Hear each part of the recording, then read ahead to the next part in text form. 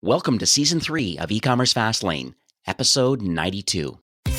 Welcome to E-Commerce Fastlane, the podcast show to help you build, launch, grow, and scale a wildly successful e-commerce company. Listen to real conversations with proven practical strategies and success stories. Learn how to generate more traffic, more sales, more profit, and customer lifetime value for your Shopify store. And now, your host and e-commerce entrepreneur, Steve Hutt. This episode is brought to you by ShipBob, the best-in-class order fulfillment company for small to mid-size Shopify brands. ShipBob powers 2-day and 3-day shipping and fulfillment for thousands of direct-to-consumer brands. They've also been fully operational during the coronavirus across their 9 fulfillment centers in the US, Canada, and Europe. ShipBob is also a tech-enabled 3PL that fulfills e-commerce orders for direct-to-consumer retailers. Their mission is clear: to make your Shopify brand successful by providing best-in-class logistics so your customers don't go elsewhere. With reliable fulfillment services, warehouses near your customers, and connected technology that powers the fulfillment network, they will help improve transit times, shipping costs, and the delivery experience for your customers. So check them out today at ShipBob.com. Hey there, it's Steve, and welcome back to the E-Commerce Fastlane podcast. Now, if this is your first time listening, this is an e-commerce show where we have honest and transparent conversations about building and thriving with your store powered by Shopify or Shopify Plus. New episodes are available each week with your favorite podcast player through iTunes, Stitcher, Google Play, and Spotify. Or you can also sign up online at ecommercefastlane.com and be notified when a new show is being released. My guest on today's episode is Jerry Zhao, who's the founder and CEO from Retention Science. Now, they're a personalization and customer data platform that helps Shopify brands deliver more personalized messages to create meaningful and personalized relationships for their customers. If you have the desire to understand the strategy and the technology that's necessary to build lifetime customer loyalty for your Shopify brand, then this is going to be a great episode for you to listen into today. So let's jump in and learn together with the founder. So hi, Jerry. Welcome to E-Commerce Fastlane. Hey, Steve. Thanks so much for having me. I mentioned at the top of the show a bit. I love to hear it in the founder's own voice. On a high level, what does Retention Science do, and what problems do you solve for Shopify store owners? Absolutely. We notice that Shopify owners are so busy wearing multiple hats, and sometimes they have to log into so many different systems to manage their day-to-day, whether it's segment their customers to feed some of the segments into their Facebook to run lookalike marketing campaigns, send out emails, push out SMS, and at the end of the day, trying to analyze who has higher lifetime value, what kind of products we should recommend to Steve versus Jerry. So Retention Science was founded upon the mission to really help our owners to be able to leverage AI and machine learning technologies to make decisions smarter and at scale. So for example, we can quickly help you determine when is the best time to send out an email to Steve because he might be a night owl versus Jerry is an early riser. So let's reach out to Jerry and Steve at different time of the day with different content and even with different promotional offers, because we don't believe in that you as a brand and owner should waste a promotional offer on customers that might not need them. And so our goal is to help you automate a lot of these campaigns and deliver a more personalized experience to your customers that delight and ultimately help you win more by maximizing revenue as well as customer engagement. Yeah, you hear a lot about the whole personalization, kind of the one-to-one, and it kind of reminds me of a call I had this morning where the pet food company, so they have both for dogs and cats, and they're sitting on a list of 10,000 B2C customers, and they're really doing a batch and blast. And I don't think that's necessarily the right thing to do. That's a starting point. Number one, to have an email list is a good starting point for a brand, but I think the real power is segmenting to understand the life cycle of the customer and finding out through a survey or through some kind of tagging the customer or just order history, knowing, hey, wait a second, these are dog people and they always buy dog food. Why are we showing cat stuff and cat toys? It just seems a wasted real estate. So I guess that's kind of where Retention Science kind of fits into the equation a little bit. Steve, you're absolutely right. And in addition, I will even add on that Retention Science, because we tackle the customer's browsing behaviors by having a very, very deep integration with Shopify, we can actually predict the gender of each customer based on their email address and their browsing behavior. So we work with many apparel companies on Shopify and identify that potentially she is a female audience versus Steve is a male audience, and being able to really treat them, even just simple tactics like turning our templates into blue versus pink. Again, those are very, very simple tactics, but sometimes not necessarily utilized in ways that are smart to really connect with our customers at even a more personal and more meaningful level. So no doubt it's about delivering the right content to the right customers at the right time at the end of the day. Excited to be in commerce, learning about these kind of technologies that are out there to really help brands. So let's pivot a tiny bit over about your journey. It's always exciting to me to understand, why people build what they build. You have a B2B product. You're helping other business owners grow and scale. So what would you say uniquely positions you and the founding team, I guess, number one, to have the desire, and number two, to have the expertise to want to create this platform and your professional services? Sure. It goes way back to 1998, Steve. I started a commerce on eBay, and I was actually a power seller selling Game Boy games to gaming consoles and DVDs and just basically anything that you can imagine and picture a pretty nerdy kid that would be interested in. I was selling them. So I definitely come from a merchant's sort of perspectives in terms of how do I run my business? How do I operate in a smarter way at scale with data supporting me, making those decisions?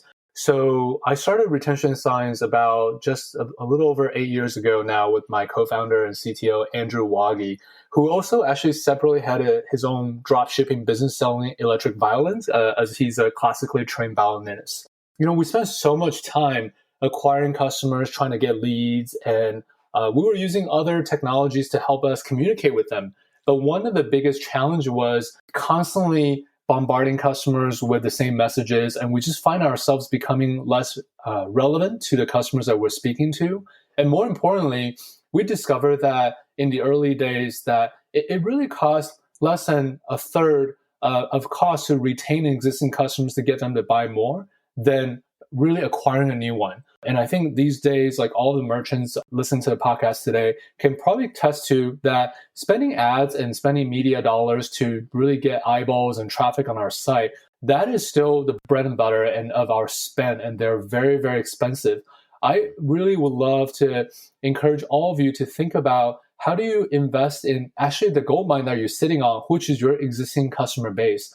How do you fundamentally transform the way you speak to them to develop a meaningful, long-lasting relationship with your customers? And that's exactly why we started our business, is to help fellow merchants and owners to be able to actually build out a stronger customer retention efforts, and ultimately leads to higher lifetime value and greater sales. Thanks for sharing that. The topics on this show, the ones that tend to resonate with most listeners, are the growing and the scaling. We talk at the beginning, it's build, launch, grow, and scale. Mm-hmm. A lot of people have already built, they've already launched, they're now in a growth or a scale phase. So these topics are quite hot. So it makes me think about, as you mentioned, there's two sides of the coin here. There is the customer acquisition side, which is, I guess, driving the awareness and consideration for a brand. So that's kind of like what we call the top of funnel. And then on the other side of the coin are more the retention strategies, the advocates and the customer satisfaction, the loyalty and the lifetime value, these sorts of topics. So are you able to maybe talk about maybe how you believe brands should be splitting up their marketing efforts and their budgets based on the acquisition side and then the customer retention side? Absolutely, Steve. And I would say some of it really depends on the stage in which you are in. Depends on where your business is. If you're like some of the brands that we work with, like Fix Medical Scrubs or Reese Witherspoon's brand Draper James or ColourPop, these are brands that are relatively far out in their development. They're incredibly successful. And it's probably important to equally invest in customer retention because they have a very, very large and healthy customer base that are loyal, that are excited about their product announcements, and ultimately they're engaging. However, if you're some of the newer rising brands like Casadrino Olive Oil, which is actually number one selling brand on Amazon, as well as Bare Bone Broth or Perfect Bars, protein bars that are very popular in retail stores, many of them created a Shopify store because they wanted to engage with their customers. And some of them, because traditionally they leverage other channels to grow their business, now it is actually more important for them to focus on customer acquisition. So to summarize, we genuinely believe that customer acquisition is still very important in the early days when you're just getting started. And for some of you that are listening, just putting the site together, pick your favorite theme. Probably 70-80% of your marketing budget should be really allocating generating traffic, acquiring new customers, and really focus on the top of funnel. But as you grow, as you kind of get past to, let's call it sort of 10,000, 20,000 sort of customer base that you can market to, then it is absolutely paramount that you start investing in customer retention, whether it's through a loyalty program, email, SMS strategy, being able to even use features that retention science have, such as lead capturing, to be able to actually just actively collect more data so you can develop a relationship with them is just equally important. So as you continue to thrive and build up your business, maybe shifting that budget to 50-50. And in the long term, we do believe that acquisition still plays an important role. So we would never recommend reduce your allocation to less than probably 30%. But as you can imagine, I think the biggest mistake some of the owners and merchants forget is the fact that they're sitting on such a healthy, large base of existing customers that they forget to speak to sometimes. And that's where really we advocate. So one thing I noticed at the top of the show, you kind of mentioned that retention science is a little bit more marketing tech, but it's also a data collection, almost a data warehousing type of situation, like both first party and then third party data. Are you able to talk about how you believe people should invest in that? Like, how do you understand the customer more by analyzing data? 'Cause it looks like you're doing both. You have tech that you're executing with a brand, but you have to have the data to be able to execute on it. So are you able to share some information around that? Absolutely, Steve. So as you mentioned, we're not just a marketing and personalization tool, but more importantly, we're helping merchants to truly understand their customers by being able to consolidate not just many data fields from Shopify, but if and when they're ready to import third-party data such as demographic information or maybe loyalty rewards data, or some of them have leveraged other tools, for example, being able to generate sweepstakes and understanding the right registration channel, then we will be able to, our system are able to holistically display all those different data, whether it's first-party behavioral data that are typically cookied through Shopify directly, or third-party data such as media channel, how they're initially acquired, how much money are they spending in a retail store elsewhere versus on a direct-to-consumer website via Shopify. Our goal is to really bring all the data into one place so a business owner and merchant can truly understand the value of each and every single one of their customers that they work so hard to acquire in the first place and to retain. So when you think about customer data collection, it is really important for our listeners today to think about being compliant with GDPR, CCPA, some of these sort of regulations that are being put out, by simply and respectfully asking customers to give their permission to collect data. So that's in the format of a mini pop-up that asking, by browsing through the data, your behaviors is typically being cookied, being analyzed, and being utilized to be able to actually create a better experience for you. So being able to phrase it in a thoughtful way is really important to kind of ease that language for the merchants to think about. And then another thing that we believe why it is so important for our merchant to understand the importance of data collection is think about some of the most successful brands that many of us love, whether it's REI, for example, here in the States. They are most well known for being attentive to what their customers want. Are you someone who is a big camper, or are you just simply a yogi enthusiast? And being able to actually provide you with the right product recommendation is very, very important, just because they have so much selection from a product perspective. And that's exactly what retention science wants to provide to the customers in the Shopify store experience, is by delivering the right product to the right customers so they're not overwhelmed, and at the same time they feel like oh, wow, when I came back to the store, and whether it's an email that I receive or SMS text, I'm actually seeing the products that I'm interested in or the product that I looked at previously. And Mm-hmm. the only way we're able to do that is through thoughtful and respectful data collection that most of us should be actively thinking about to, again, generate that additional sales and that many of us are thinking about. Yeah, that's really good feedback on that because I've always wondered about. I think the acronym is like this PII, this personally identifiable information, and it's always been a challenge. This GDPR and this CCPA, this California privacy protection thing that's going on. There's even accessibility questions that come up quite a bit too. So there's quite a few legal things that can happen. So it's nice that you have been thoughtful about that. And you're right. At the end of the day, you're trying to offer a great customer experience. As a site visitor, we know that typically the first visit, they're not going to make a purchase, but, slowly over time, understanding browsing history, understanding a multi-channel environment, where they've been, what they're doing as it relates to that brand, it starts stitching together a story. And then from there, being able to understand the life cycle of that person and said, these touch points equal to sale. That's interesting. And maybe that teaches the marketing people about, well, these are the sort of things that we need to do. And it sounds like that's what retention science is doing with their data, respectfully collecting it, then allowing it, then analyzing it in real time, and then personalizing different ways of engaging with those customers. So I think it's really, really, really cool tech. Thank you.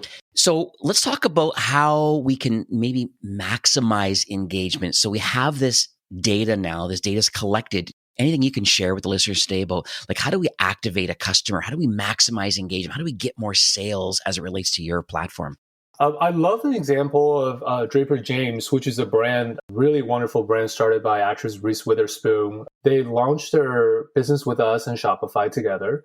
And one of the most thoughtful things that I thought they've done to activate customers is that not necessarily pushing out for sale, but really get to know their community, why Reese started a brand to begin with. Most of us probably didn't know that she started a brand and named after her grandmother. She has a really wonderful Southern roots, and then she just identified there was a gap, that there's no design specifically dedicated to sort of Southern living. And then so she's able to use some of those personalized data that we spoke of. And so she has 9 retail stores. If we identify that they came into one of the retail stores, we're able to speak to them differently versus if they're a direct-to-consumer Shopify customer. And being able to actually share with them sort of about their community versus immediately push for a purchase by giving out a promotional discount is something that they're very, very thoughtful about. And also rewarding customers that been with them for a while and reactivating them by giving them early access to exclusive products and things that nature are also other really, really smart ways about activating customers and as well as re-engagement. So again, it's about looking into data and what your customers want.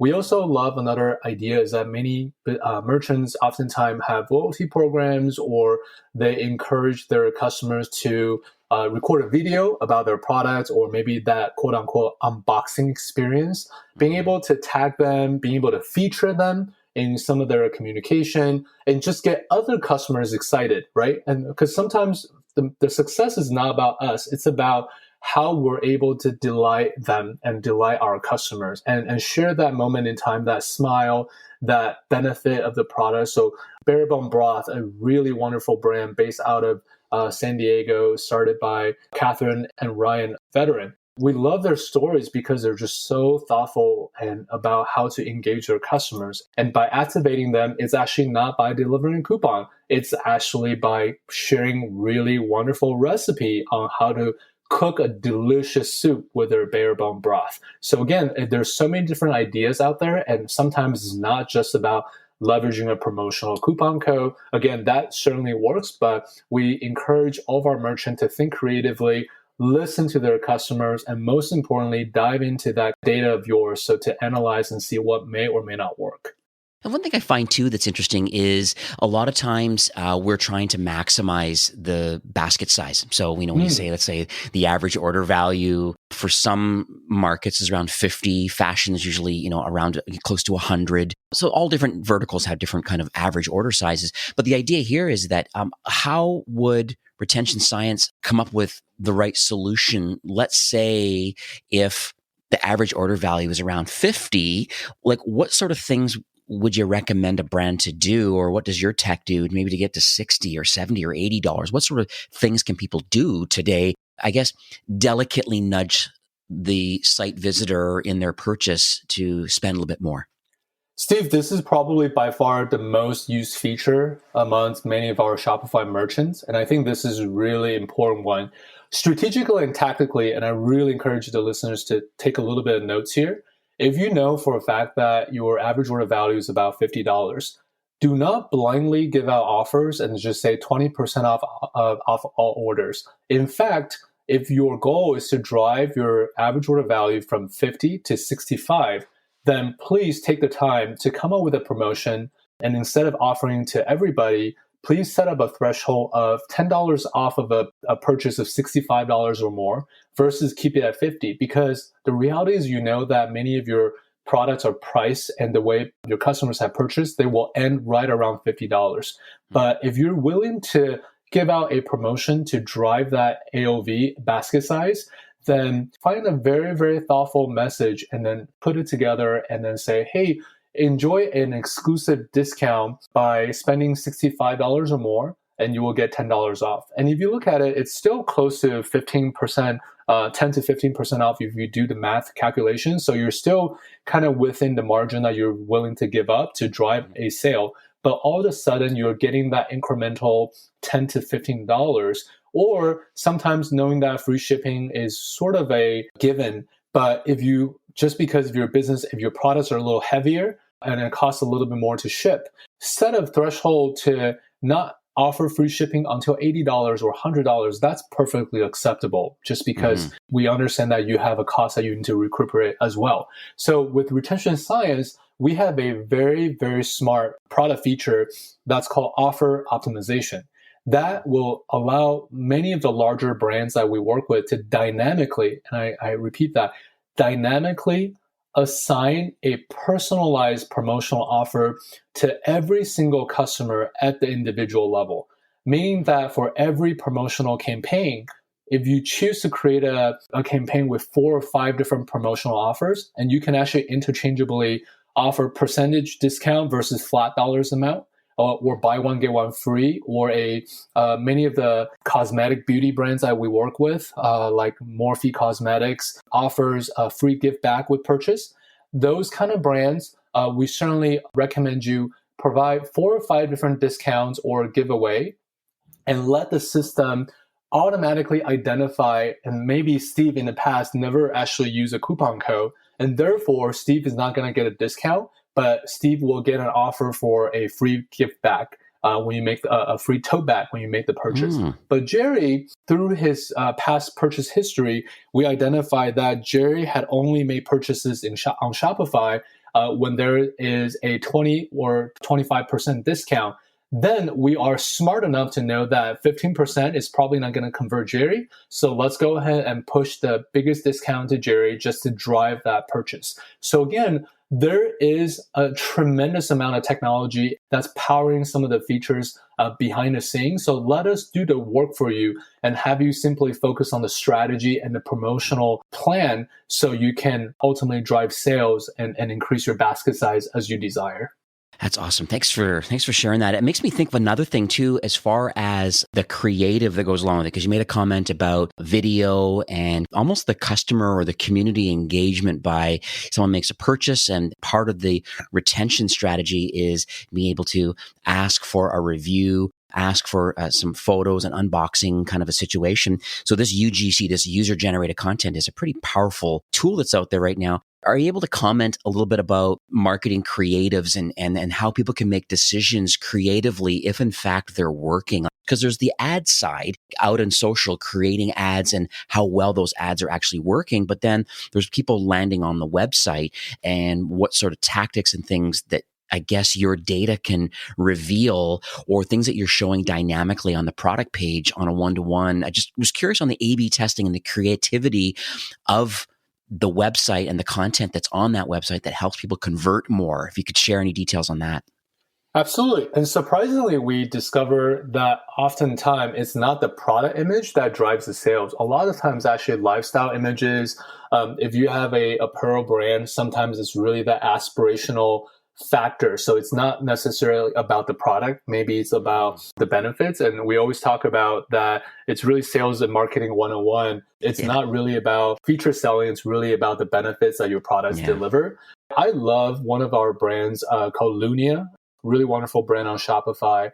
They called their store a bedroom. And it's really about creating that intimate relationship and talking about, hey, are you tired of wearing your husband or your boyfriend's oversized t-shirt because they're soft? Guess what? You now have the option for even more comfortable homeware through Lunia. And that kind of messaging and that kind of creative, as you could just like imagine in your head, it's nothing about a product, but it's actually an image of a woman wearing an oversized t-shirt from her her significant other.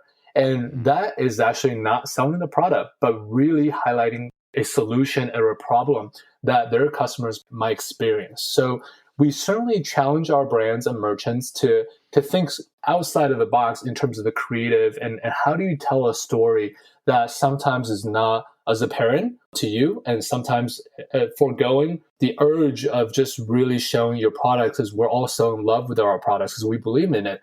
But sometimes it's not about the product itself, it's about the problem that we're solving for them. And so, yes, we've had a lot of interesting data, Steve, through just the fact that our product recommendation feature oftentimes ended up showing products that most of the brands will be surprised that actually create the biggest click-through and conversion. And again, that's why at scale, it is absolutely critical to leverage data to tell the right story because, again, every single customer is incredibly unique. And why should we treat them the same way? Right. I'm going to make sure that I put a lot of these links to these websites of the different brands that you work with. So those listening today, you'll be able to go to the show notes page under links and be able to see some of these brands that have vetted and made the decision to work with retention science. And, you might be a good fit depending on your maturity and your complexity and kind of where you are in your business. But we'll talk a little more about that a little bit later. But we do have quite a few links here that's exciting to share what others are doing. And maybe they could be in a similar vertical as you. And there could be some inspirational content in how they're doing it. And you can modify it for your own particular brand.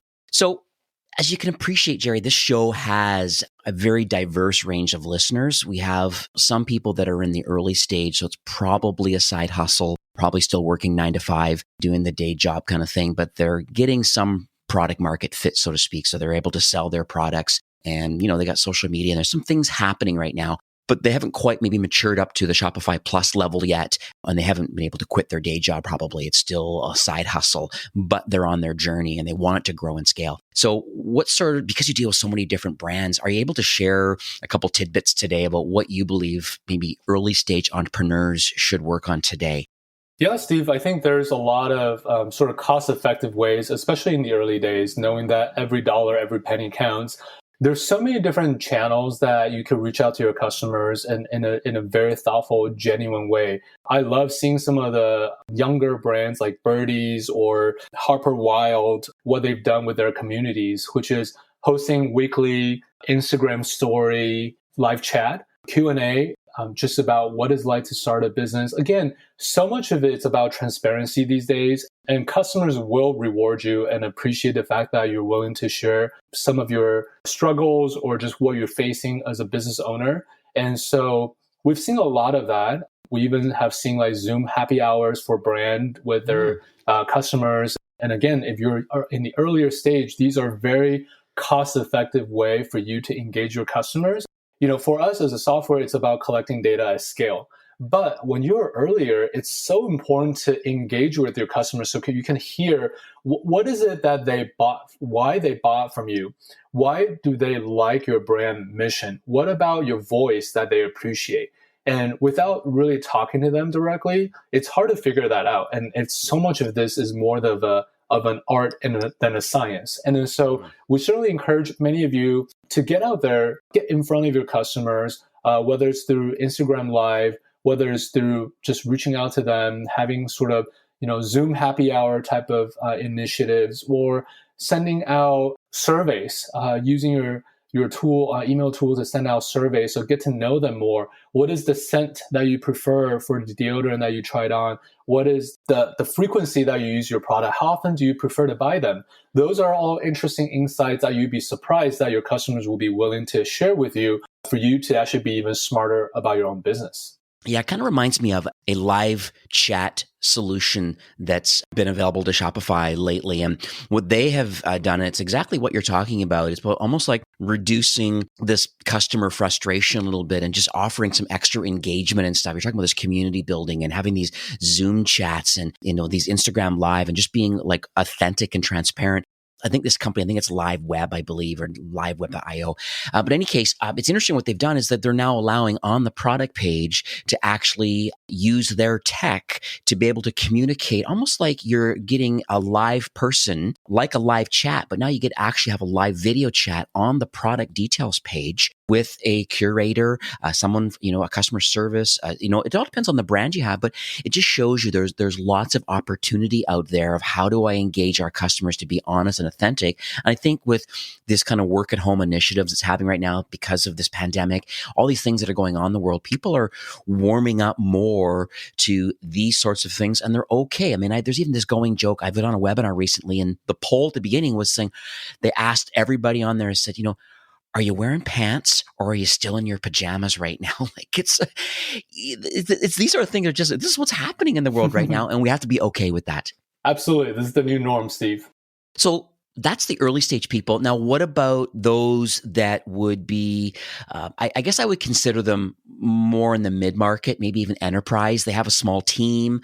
They're definitely eager to grow and scale. They might be more in your sweet spot too for potential clients. But what sort of things do you believe the executive team should work on, or maybe even the marketing team? Yeah, Steve, fixed medical apparel will probably be a shining example that I could think of. And especially during a time like this where they provide quality and well-fitted medical scrubs to our nurses and doctors at the front line. One thing that we have really observed during the last 5 years that we've been super privileged to partner with their team in building out their Shopify site and really experience that explosive growth is that they have certainly invested in personalization and their understanding of customer data. One very tactical thing that they've done is that they invest in a very specific role that we don't see everywhere, which is a retention marketing manager. If you think about something that as specific as retention marketing, it really requires a business to get to a certain level to start thinking about loyalty, customer retention. How do we get her to purchase that third order when we know that she has made a second purchase within the last 6 months? How do we thoughtfully really put together a program to ensure that upsell does take place in the 9th month so we as a business can benefit from having that customers being a part of our community? Those are something that I think as a mid-market to enterprise businesses are aggressively thinking about.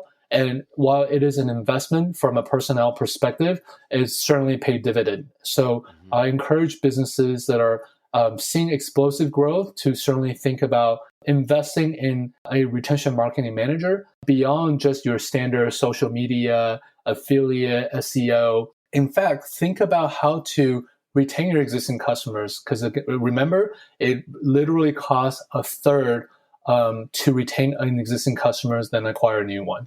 Yeah, that's good stats. And that's what I share all day long with my brand. So you're recommending to have a retention marketing manager is I think really good feedback for those that are in the mid-market to enterprise. So if you don't have that title or that person in that role, that might be something that you might want to consider.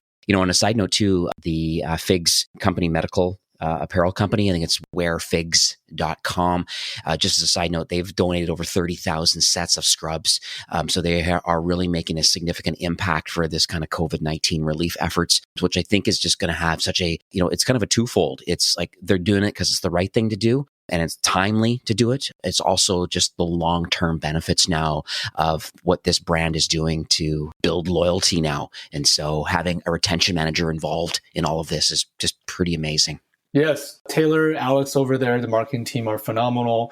And Trina and Heather, who are the founders, are just absolute visionaries and care about giving back. And those are wonderful, wonderful things that they're doing in terms of donating 30,000 plus medical apparels. And we absolutely love them. So let's talk about the future of retention science. Are you able to share any North Star highlights or anything for your 2020 roadmap? I'm always interested about partner alignment or any innovation. At the end of the day, how do you believe the product is going to mature for the rest of 2020 and maybe into 21? Absolutely. We're so excited about what's ahead of 2020. I think with the pandemic, I think everyone recognizes that the future is e-com, and we're certainly thinking that way. And so for us, immediately, it's really about channel expansion. We want to be channel agnostic. Wherever your customers are, we want to be able to help merchants speak to them. So we just recently released SMS, and we'll continue to expand to other channels such as direct mailers and connecting with physical retail POS systems, and then being able to import, export data more seamlessly. Also, because we are a customer data platform, having CRM features such as predictive segments and being able to proactively help brands identify what kind of products your customers are more interested in is something that we've invested a lot of data science and efforts in terms of just being able to produce machine learning based algorithms to help our brands just generate more meaningful insights so they can leverage for their marketing tactics. And so those are some of the things that are really important. In terms of going to 2021, we certainly believe that in the long term, the only way merchants can relate to their customers is by breaking down the barriers. That means being more authentic. That means by putting themselves out there and knowing who the founders are, the reason why they started a business, they contributed to the society, and having a North Star. Those are things that are very, very important to shoppers and brands. And then so our innovation roadmap certainly ties closely to how do we help brands in telling a even more relevant story in a time where there's a lot of noise out there. So features such as being able to integrate with many of our UGC service providers, being able to tie in more reviews, as well as being able to send out different campaigns based on loyalty rewards points. Those are all some of the existing features that we have. But as you know, there's hundreds and thousands of technologies within the Shopify ecosystem. And so we certainly want to be able to connect with more of them through our data integration efforts. And so those are probably the biggest focus for us in 2020 and 2021. That's great. Thanks for sharing that. We are nearing the end of the show for today. Do you have any closing comments or any takeaways that you would like to leave with our listeners today? Yeah. And well, first of all, thank you again for having me on the show, Steve, and being a huge fan. I think when I think about my journey as a merchant and building my business, I often think about those relationships I built with my customers. At the end of the day, it's really about why we started a business. What is the gap? What is the challenges that we're looking to solve for? I think especially during a time like this, more important than ever, please take the time to get to know your customers. Please take the time to really actually collect the data and assess what is it that you can do to continue to add value. It is important to generate sales because at the end of the day, that's what keeps us afloat. And we know that this is indeed a difficult time for many of us. We certainly believe that the only way for you to build a thoughtful and a very successful business long term is by having loyal customers who have great lifetime value and who are ecstatic about the brand that you're building long term. So please take the time to get to know them, invest in customer retention, in retention marketing, and not necessarily focus on promotional sales, but you'll be surprised that when you take the time to get to know your customers, how they respond in return. Feel free to reach out to me anytime. I am just jerry@retentionscience.com. And if I can be helpful personally or tell you more about our software offering. But at the end of the day, just like many of you, I am a merchant at heart, and I wish you all very best of luck. Thank you so much for that. It's retentionscience.com. I'll make sure I update the show notes with all these details. I subscribe to your blog and get all the case studies. The more recent one was the bare bones broth case study, but there's lots of in there. You can take a look at the resources, the clients. It's amazing. You have a lot of great stuff in there. So those listening today, retentionscience.com, great thought leadership articles and things are going on over there. Other than that, thanks, Jerry. I just massively appreciate you, coming on the show today and taking time out of your day, and sharing some great insights. Just at the end of the day, how Shopify brands can personalize their customer journeys and end of the day, just really help, as you said, like build this lifetime customer loyalty. So I really massively appreciate that. Thank you, Steve. Take care. This episode was brought to you by ShipBob, one of the fastest growing tech companies in America that's powering the direct-to-consumer revolution. Join over 3,000 e-commerce brands that choose ShipBob as their fulfillment partner and start scaling your business by delivering remarkable customer experiences. You can get more details by heading on over to shipbob.com. Well, that's it for today's episode. I'd like to thank you, a loyal listener of E-commerce Fastlane.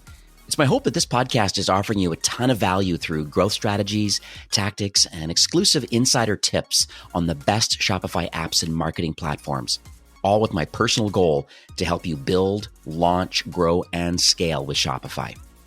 Thanks for investing some time today and listening to the show. I'm so proud and excited that you have a growth mindset and are a constant learner. I truly appreciate you and your entrepreneurial journey. Enjoy the rest of the week and keep thriving with Shopify.